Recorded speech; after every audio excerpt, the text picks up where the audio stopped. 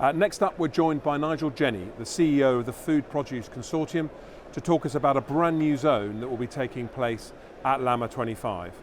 The Fresh Produce Consortium, FPC, is UK's fresh produce trade association, playing a unique and crucial role in creating opportunities and supporting the growth of its members' businesses. Nigel, good morning. Good morning. Are you well? I'm very well, thank you. Thank you for being here. It's a fantastic event. It's an extraordinary show, isn't it? It certainly is. It's everything wonderful about UK agriculture and beyond.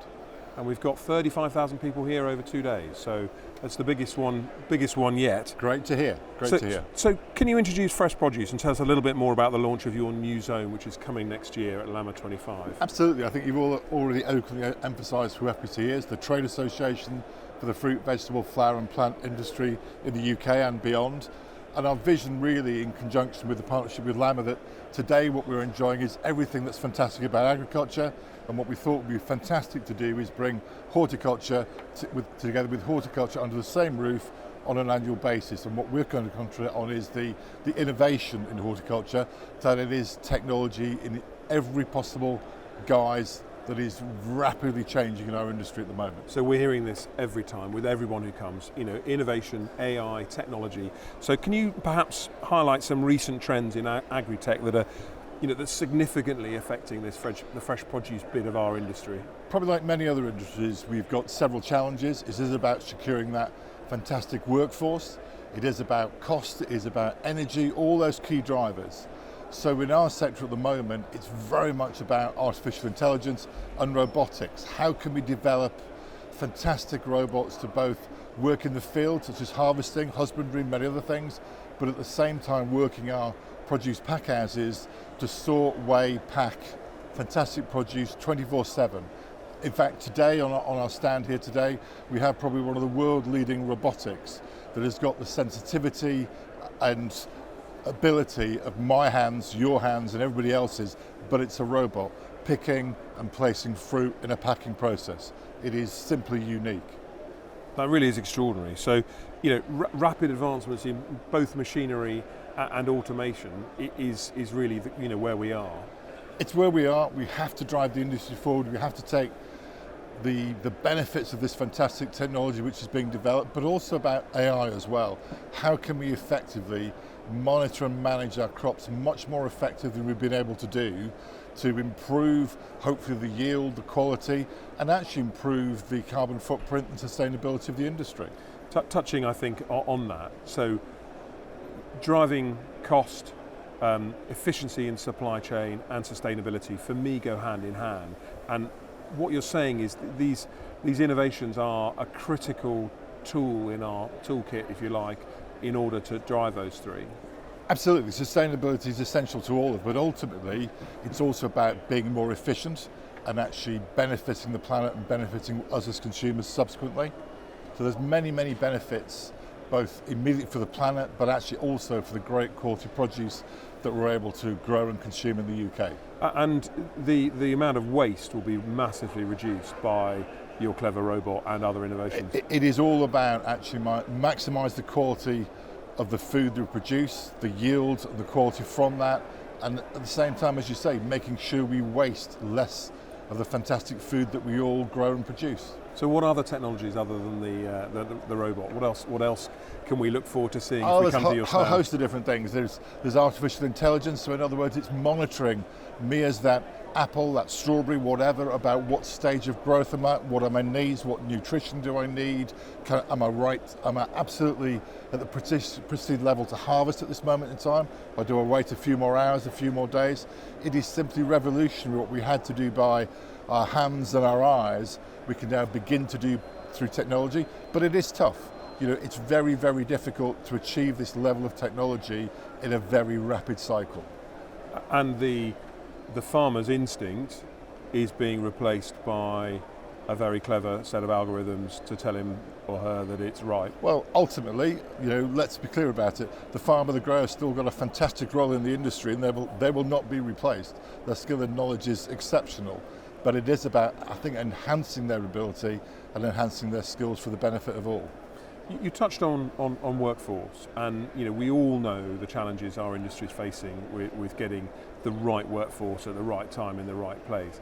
It sounds to me as your traditional picker and support to farmers are being upskilled and to become, I'm not going to say system operators, but there is a greater level of skill that's going to be required in this new world, perhaps with slightly less better trained people. Absolutely, I think that is it. What we don't want to lose the great people we already have. We want to take advantage of the technology and train them and encourage them, because ultimately the technology is, should we say, a little bit more sophisticated, so you do need that skill and expertise to actually manage the equipment appropriately.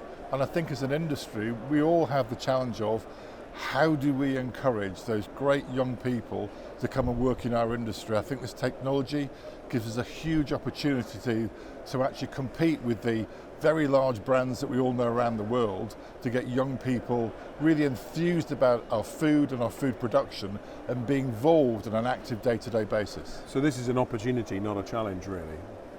I think it's both, but I just think I look at the show today, what I've really loved on my stand today is that the number of young people walking the show today is simply fantastic. Well, we remarked on it ourselves earlier. It is noticeable how that demographic is significantly younger than I suppose I expected. Yeah, it's simply wonderful, wonderful. Well, they're the future, right? It's the future, absolutely, but it's great to see young people so enthused about the food industry again. Let's talk a little bit more about the challenges we face. So Agritech is on this incredibly fast journey. The stuff you're describing would have been fantasy 5 or 10 years ago, and it will be probably obsolescent in 2 or 3 years as versions 2.0 and 3.0 come in. What are the other challenges that you think we face in sort of getting on this, I don't want to say bandwagon, but getting in the fast lane, probably a better way of describing it? I think the challenge or the concern about moving into the new technology, when is the right time to perhaps, in the traditional way, buy that piece of equipment? Because as you say, there's always a new model around the corner, and the new models come almost daily, if not weekly. They don't come every year these days. But I think what we are seeing, many of those let's say solution providers are offering a pay-as-you-go system. So in other words, it's not a piece of kit that I happen to have in my business 12 months of the year. I have it in my business for the weeks or months of the year that I need to use it, and it can then move on to another facility and be used very effectively there. So it's contracting, Jim, but not as you know it. Well, for some of the technology, yes, because if I'm a very sophisticated robot that is harvesting fresh produce, that's fantastic. But you only potentially harvest at some weeks of the year. But at the same time, the footprint of the robots can change. They can be multi-purpose, doing many things throughout the planting, growing, and husbandry process. And then so the same harvesting. Machine potentially could potentially the footprint of the machine, yes. Because my next question would have been, everybody wants stuff harvested at the same time. How do you do that? But actually, if that footprint can have a load of modules bolted on for different tasks, that really is a cost driver.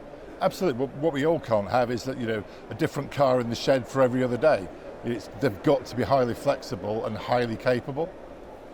And do you think that our industry stakeholders, so manufacturers, farmers, how do they prepare to adapt to this rate of change? Because these are this is a mature industry. You've got a significant part of rural Britain that doesn't have good Wi-Fi. That's improving all the time, but it's a critical part of running all these machines is Wi-Fi. How do they prepare themselves and their businesses for? Because if they don't, they're lost, right? We really have to evolve, or in order to survive and thrive. Absolutely. I think that from a government point of view, they've got a huge responsibility to give the food industry in the UK an opportunity to grow great quality food. But it is about that rural connectivity, and it is about many other things to make UK food production attractive to consumers, or even more attractive to consumers, frankly, and offer that fantastic range of food and produce that we all enjoy. Yeah, and it is driven by consumer, of course, and I think having an intelligent consumer will drive the supermarkets and the supply chain if they're allowed to. And one of the things I'd love us to do is to talk more to the general public about how this industry is changing, and I'm sure you'd agree with that. Absolutely. I think sadly in some respects our food production is taken for granted by some consumers. Others are very passionate, want to know a huge amount of detail. I think all I would say is, I think for everybody's sake, is that just reflect on the fresh produce you are buying, and perhaps just wonder the time and effort and total dedication it's taken to grow and literally love that fresh produce to your retail shelf. And actually, at some point, if consumers were willing just to pay a little bit more, and it's tough in these challenging times, but look at the great value for money that you enjoy when you buy fresh produce in the UK. Well, I think you've put that absolutely brilliantly, and I certainly concur with everything you said. It's been a pleasure having you on the stand today, Nigel. Thank you very much for coming in and sharing the news about this great new feature for next year's LAMMA show, so LAMMA 25. We're absolutely thrilled to have Nigel and his team on board, and we all look forward to seeing them in the zone in person.